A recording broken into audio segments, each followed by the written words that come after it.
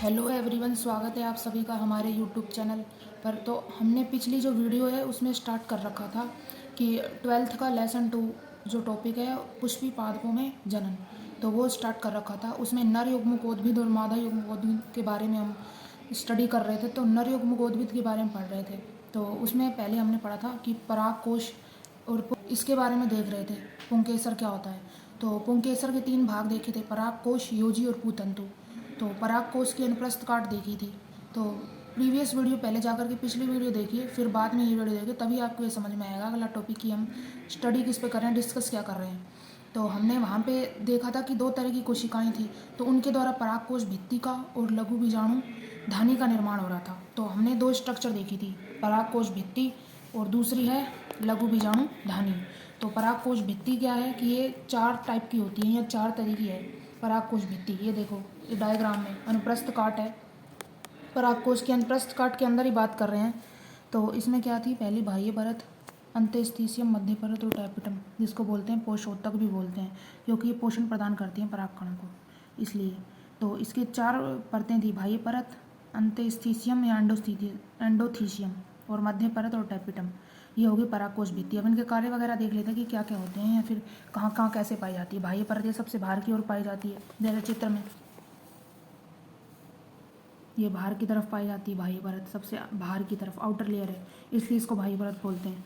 फिर आती है अंतःस्थीशियम, एंडोस्थीशियम। इस भित्ति की आंतरिक सतह पर क्या होता है कि अल्फा सेलुलोज की बनी यू शेप की पट्टिकाएं पाई जाती हैं, जो कि आर्द्रताग्राही होती हैं और पराग कोश स्फुटन में हेल्प करती हैं। तो इसका काम हो गया। अब ये बाहर की तरफ पाई जाती है बाह्य परत, अंतःस्थीशियम इससे अंदर की तरफ। ये क्या है कि यहाँ पे अल्फा सेलुलोज की बनी पट्टियाँ होंगी और क्या होंगी, परागकोश स्फुटन में, यानी कि जब परागकोश स्फुटित होगा, फूटेगा, तो उसमें क्या करती हैं, हेल्प करने का काम करती है अंतःस्थीशियम। फिर आती है मध्य परत, यह है एंडोथीशियम, यानी कि ये वाली जो है अंतःस्थीशियम, इसके नीचे क्या होती है, 2 से 3 परतों में उपस्थित होती हैं ये मध्य परत, ठीक है। तो इसके बारे में हो गया। अब आता है टैपिटम, जो अंदर की तरफ यानी कि पाई जाएगी, पोषोतक, नाम से पता चल रहा है पोषण प्रदान करने का काम करेगी, पोषोतक। तो इसमें लिपिड से बनी प्रोयूबिस पिंड नामक संरचनाएं पाई जाती हैं, जिन पर स्पोरोपोलिन के जमाव से यूबिस पिंड का निर्माण होता है। और ये क्या करती है कि टैपिटम पोषण प्रदान करने का काम करती है। मेन तो आप ये याद रखोगे कि इसका काम है पोषण प्रदान करने का। और ये अब आगे इसके प्रकार आते हैं, एक छोटा सा है टॉपिक की टाइप्स ऑफ टैपिटम।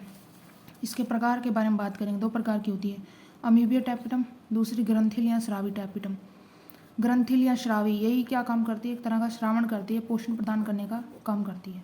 और अमीबिया टैपिटम, ये हो गई इसके प्रकार। मेन याद रखोगे कि पोषण प्रदान करने का काम करती है। तो इस तरह से 4 हो गई परागकोश भित्तियाँ। कौन कौन सी, बाह्य परत सबसे बाहर की तरफ, अंतःस्थीशियम, एंडोथीशियम जिसको बोलते हैं, इससे अंदर की तरफ।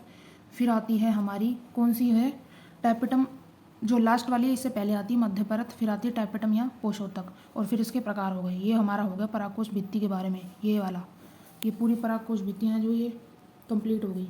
अब आता है लघु बीजाणु धानी। मेन बात तो यहीं से चालू होगी, लघु बीजाणु धानी है, यहीं पर क्या बनेंगे, लघु बीजाणु, जिनको आगे जाकर के क्या बोलते हैं, परागकण। और हमको परागकण ही चाहिए थे, परागकण ही बनने थे। तो इसलिए क्या है कि लघु बीजाणु धानी के बारे में पढ़ रहे हैं। तो लघु बीजाणु धानी में क्या होगा कि लघु बीजाणुओं का निर्माण होता है। अब लघु बीजाणु धानी में ये देखिए, लघु बीजाणु धानी में लघु बीजाणुओं का निर्माण होगा। तो क्या है, लघु बीजाणु धानी लघु बीजाणु का जो निर्माण कर रही है, जिनको आगे परागकण बोलते हैं, ये पूरी क्रिया क्या कहलाती है, लघु बीजाणु जनन। तो क्या होगा कि आगे देखते हैं यह क्रिया क्या कहलाती है, लघु बीजाणु जनन। इसके लिए क्या होता है कि लघु बीजाणु धानी की लघु बीजाणु मात्र कोशिकाएं, सीधी सी बात है, मात्र कोशिकाएं होती हैं, उनमें क्या होगा कि अर्धसूत्री विभाजन होगा। इसमें क्या करेंगे, अर्धसूत्री विभाजन करेंगी, जिससे क्या होगा, 4 लघु बीजाणु प्राप्त होते हैं। अब लघु बीजाणु प्राप्त हो गए, अब ये चारों लघु बीजाणु, अब 4 लघु बीजाणु मिल गए, तो ये चारों लघु बीजाणु क्या होंगे, कैलोश पदार्थ द्वारा जुड़ करके क्या बनाएंगे, एक चतुष्क, लघु बीजाणु चतुष्क के रूप में जुड़े रहते हैं लघु बीजाणु। अब क्या होगा कि इनको लघु बीजाणु ये जुड़े हुए हैं, तो इनको क्या करेंगे कि कुछ समय बाद क्या होता है कि कैलोज है जो, जिसके द्वारा जुड़े हुए हैं लघु बीजाणु, ये कैलेज एंजाइम द्वारा घुलकर नष्ट होंगे। तो कैलेज एंजाइम क्या करेगा, इस कैलोज को तोड़ने का काम करेगा, जिससे 4 लघु बीजाणु पृथक हो जाते हैं। इन पृथक लघु बीजाणु को ही क्या बोलेंगे हम, परागकण। तो क्या होगा कि ये जो पृथक लघु बीजाणु उनको बोलेंगे परागकण। तो इस तरह से हमने देखा कि लघु बीजाणु धानी में कैसे परागकण यानी कि लघु बीजाणुओं का निर्माण होता है। तो इस तरह से परागकोश भित्ति और लघु बीजाणुधानी हमारा कंप्लीट होता है नरयुग्मकोद्भिद का यहाँ तक। लघु परागकण बन चुके हैं। अब इससे आगे की वीडियो में हम अगला टॉपिक डिस्कस करेंगे। उम्मीद है आपको ये वीडियो पसंद आई होगी। Thank you.